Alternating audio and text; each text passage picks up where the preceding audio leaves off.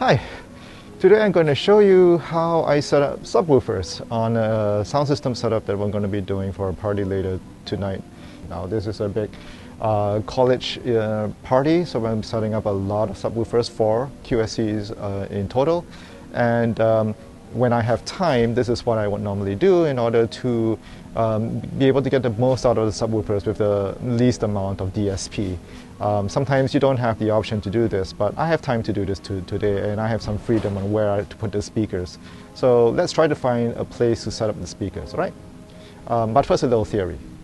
At high and middle frequencies, speakers behave a lot like flashlights. Sound travels in the direction you point it, and when it reaches a hard surface, it bounces back, creating echoes and reverb.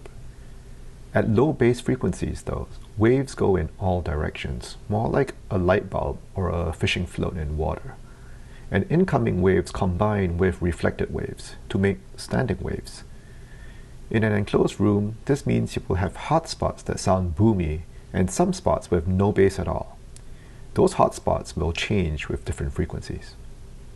You may not be able to change the dimensions of your venue, but you can position your subwoofers to split that difference, so the center of your dance floor hears bass at the same volume across a wide range of low frequencies. Bass also works in reverse. If I set up a subwoofer in the center of the dance floor and play a song with a wide range of bass notes, I can move around the venue and listen until all those notes sound like they're the same volume. I usually listen to Thanks to You from Boss Skaggs, looping on my phone. Since I have 2 stacks of subwoofers, neither position has to be perfect. One stack can make up for the shortcomings of the other position. This also creates a power corridor where bass is loudest where the audience is equally distant from each subwoofer stack. But I like that, since it allows the audience to choose how much bass they prefer by moving around the room. That's where one of the stacks is going to be. Now I need to get that one out. Now I got to figure out where the other stack goes. And we know we kind of want it on this line just for symmetry. So now the question is just left and right pretty much. So I'm just going to walk this line until I find the right spot. That last note is kind of being sucked out of the room a bit. Okay.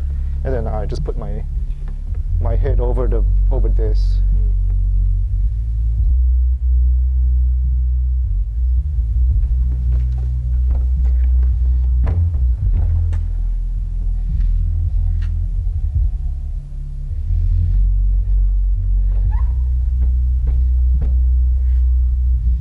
Right, so now I know where the bottom subwoofers go. All I can do now is just stack stuff on top of each other. If this is not the perfect locations for the top speakers, I can still adjust them on top of the subwoofers by turning them inwards or having them face more straight forward. But that's a relatively easy fix than trying to move the whole stack of subwoofers. So now that I got it in the subwoofers where I want them, I know where my bass line is and I can make tweaks on top of that. And we're going to also have to rotate this 180, so you're going to be over there. Yeah. So they do have these recesses, and the feet go right in there, so we just line them up, and they should sink right in. That's it. Nice. These speakers are frankly overkill for this room, but you know.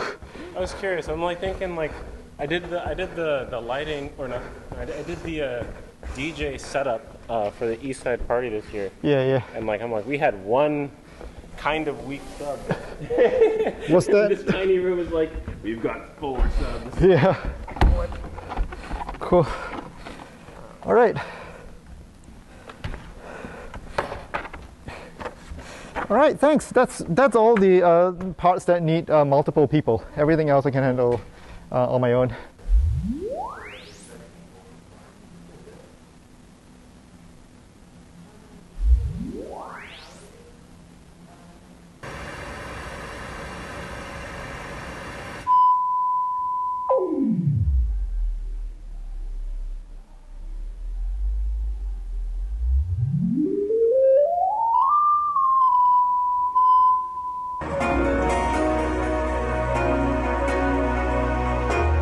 with more people in here, the high frequencies will get absorbed a bit. It's a little bright in the empty room. Yeah, I might turn down the high frequencies a bit right now.